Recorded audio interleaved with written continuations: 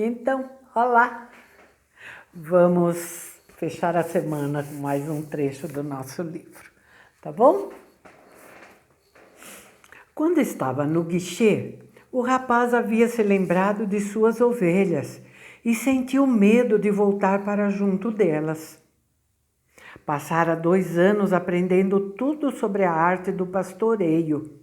Sabia tosquiar, cuidar das ovelhas prenhes, proteger os animais contra os lobos. Conhecia todos os campos e os pastos da Andaluzia. Sabia o preço justo de comprar e vender cada um dos seus animais. Resolveu voltar ao estábulo de seu amigo pelo caminho mais longo. A cidade também tinha um castelo e ele decidiu subir a rampa de pedra e sentar-se numa de suas amuradas. Lá de cima podia ver a África. Alguém certa vez havia lhe explicado que por ali chegaram os mouros, que ocuparam durante tantos anos quase toda a Espanha. O rapaz detestava os mouros. Eles é que tinham trazido os ciganos. De lá podia ver também quase toda a cidade, inclusive a praça, onde havia conversado com o velho. Maldita hora em que encontrei esse velho, pensou ele. Tinha ido apenas buscar uma mulher que interpretasse sonhos. Nem a mulher, nem o velho davam qualquer importância ao fato de que ele era um pastor. Eram pessoas solitárias que já não acreditavam mais na vida e não entendiam que os pastores terminam apegados às suas ovelhas. Ele conhecia em detalhes cada uma delas. Sabia qual mancava, qual iria dar cria daqui a 2 meses e quais eram as mais preguiçosas. Sabia também como tosquiá-las e como matá-las. Se resolvesse partir, elas sofreriam. Um vento começou a soprar. Ele conhecia aquele vento. As pessoas o chamavam de levante, porque com ele chegaram também as hordas de infiéis. Até conhecer Tarifa, nunca havia pensado que a África estava tão perto. Isso era um grande perigo. Os mouros poderiam invadir novamente. O levante começou a soprar mais forte. Estou entre as ovelhas e o tesouro, pensava o rapaz. Tinha que se decidir entre alguma coisa à qual havia se acostumado e alguma coisa que gostaria de ter. Havia também a filha do comerciante, mas ela não era tão importante como as ovelhas, porque não dependia dele. Talvez, sem querer, se lembrasse dele. Perdão, li errado. Talvez nem sequer se lembrasse dele. A moça, né? A filha do comerciante, ele estava pensando isso. Teve certeza de que se não aparecesse dali a 2 dias, a menina não iria nem notar.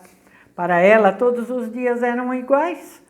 E quando todos os dias ficam iguais, é porque as pessoas deixaram de perceber as coisas boas que aparecem em suas vidas sempre que o sol cruza o céu.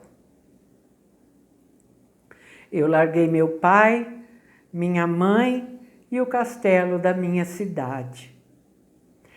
Eles se acostumaram e eu me acostumei. As ovelhas também vão se acostumar com a minha falta, pensou o rapaz. De lá de cima ele olhou a praça. O pipoqueiro continuava vendendo suas pipocas. Um jovem casal sentou-se no banco onde ele havia conversado com o velho, e eles se deram um longo beijo. O pipoqueiro disse para si mesmo, sem completar a frase, porque o levante havia começado a soprar com mais força e ele ficou sentindo o vento no rosto. Ele trazia os mouros, é verdade, mas também trazia o cheiro do deserto e das mulheres cobertas com véu. Trazia o suor e os sonhos dos homens que um dia haviam partido em busca do desconhecido, de ouro, de aventuras e de pirâmides. O rapaz começou a invejar a liberdade do vento e percebeu que poderia ser como ele. Nada o impedia, exceto ele próprio. As ovelhas, a filha do comerciante, os campos da Andaluzia eram apenas os passos de sua lenda pessoal. No dia seguinte, o rapaz encontrou-se com o velho ao meio-dia. Trazia 6 ovelhas consigo. Estou surpreso, disse ele. Meu amigo comprou imediatamente as ovelhas. Disse que a vida inteira havia sonhado em ser pastor. E aquilo era um bom sinal.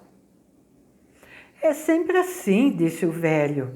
Chamamos de princípio favorável. Se você for jogar baralho pela primeira vez, com quase toda a certeza irá ganhar. Sorte de principiante. E por quê? Porque a vida quer que você viva sua lenda pessoal. Depois começou a examinar as 6 ovelhas e descobriu que uma mancava. O rapaz explicou que isso não tinha importância, porque ela era a mais inteligente e produzia bastante lã. Onde está o tesouro? Ele perguntou. O tesouro está no Egito, perto das pirâmides. O rapaz levou um susto. A velha dissera a mesma coisa, mas não tinha cobrado nada. Para chegar até ele, você terá que seguir os sinais. Deus escreveu no mundo o caminho que cada homem deve seguir. É só ler o que ele escreveu para você. Antes que o rapaz dissesse alguma coisa, uma mariposa começou a esvoaçar entre ele e o velho. Lembrou-se de seu avô. Quando ele era criança, seu avô lhe dissera que as mariposas eram sinal de boa sorte. Como os grilos, as esperanças, as lagartixas e os trevos de 4 folhas. Isto, disse o velho, que era capaz de ler seus pensamentos. Exatamente como seu avô lhe ensinou. Estes são os sinais. Depois o velho abriu o manto que lhe cobria o peito. O rapaz ficou impressionado com o que viu e lembrou-se do brilho que havia notado no dia anterior. O velho tinha um peitoral de ouro maciço, coberto de pedras preciosas. Era realmente um rei. Devia estar disfarçado assim para fugir dos salteadores. Tome, disse o velho, tirando uma pedra branca e uma negra que estavam presas no centro do peitoral de ouro. Chamam-se Urim e Tumim. A preta quer dizer sim. A branca quer dizer não. Quando você não conseguir enxergar os sinais, elas servirão. Faça sempre uma pergunta objetiva, mas, de maneira geral, procure tomar suas decisões. O tesouro está nas pirâmides. Isto você já sabia. Porém, teve que pagar 6 ovelhas porque eu lhe ajudei a tomar uma decisão. O rapaz guardou as pedras no alforje. Daqui por diante, tomaria suas próprias decisões. Não se esqueça de que tudo é uma coisa só. Não se esqueça da linguagem dos sinais. E, sobretudo, não se esqueça de ir até o fim da sua lenda pessoal. Antes, porém, gostaria de contar-lhe uma pequena história. Abre aspas. Certo mercador enviou seu filho para aprender o segredo da felicidade com o mais sábio de todos os homens. O rapaz andou durante 40 dias pelo deserto até chegar a um lindo castelo no alto de uma montanha. Lá vivia o sábio que o rapaz buscava. Em vez de encontrar um homem santo, porém, nosso herói encontrou uma sala e viu uma atividade imensa. Mercadores entravam e saíam, pessoas conversavam pelos cantos, uma pequena orquestra tocava melodias suaves e havia uma farta mesa com os mais deliciosos pratos daquela região. O sábio conversava com todos e o rapaz teve de esperar 2 horas até chegar sua vez de ser atendido.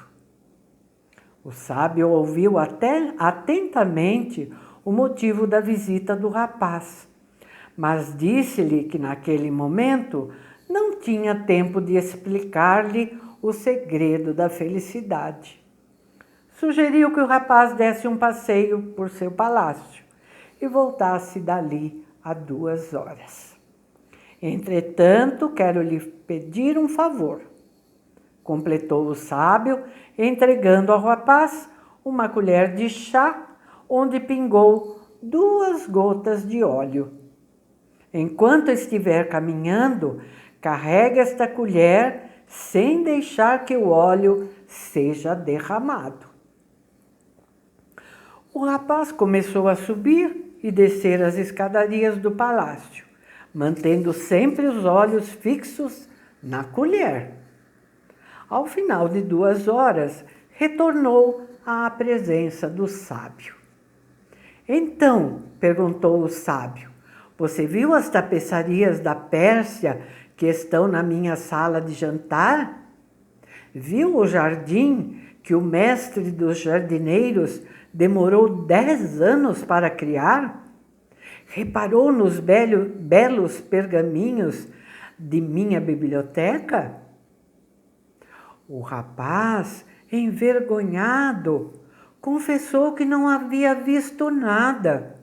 Sua única preocupação fora não derramar as gotas de óleo que o sábio lhe havia confiado. Pois então, volte e conheça as maravilhas do meu mundo, disse o sábio. Você não pode confiar num homem se não conhece sua casa. Já mais tranquilo, o rapaz pegou a colher e voltou a passear pelo palácio. Desta vez, reparando em todas as obras de arte que pendiam do teto e das paredes. Viu os jardins, as montanhas ao redor, a delicadeza das flores, o requinte com que cada obra de arte estava colocada em seu lugar. De volta à presença do sábio, relatou pormenorizadamente tudo o que havia visto. Mas onde estão as 2 gotas de óleo que lhe confiei? Perguntou o sábio. Olhando para a colher, o rapaz percebeu que as havia derramado. Pois este é o único conselho que eu tenho para lhe dar, disse o mais sábio dos sábios. O segredo da felicidade está em olhar todas as maravilhas do mundo e nunca se esquecer das 2 gotas de óleo na colher. O rapaz ficou em silêncio. Havia compreendido a história do velho rei. Um pastor gosta de viajar, mas jamais esquece suas ovelhas. O velho olhou para o rapaz e, com as 2 mãos espalmadas, fez alguns gestos estranhos em sua cabeça. Depois, pegou os animais e seguiu seu caminho. No alto da pequena cidade de Tarifa existe um velho forte construído pelos mouros. E quem senta em suas muralhas consegue enxergar uma praça, um pipoqueiro e um pedaço da África. Melquisedeque, o rei de Salém, sentou-se na amurada do forte aquela tarde e sentiu o levante no rosto. As ovelhas esperneavam ao seu lado, com medo do novo dono, e excitadas com tantas mudanças. Tudo o que elas queriam era apenas água e comida. Melquisedeque olhou o pequeno navio que estava zarpando do porto. Nunca mais tornaria a ver o rapaz, da mesma maneira como jamais tornou a ver Abraão, depois de lhe ter cobrado o dízimo. Entretanto, esta era a sua obra.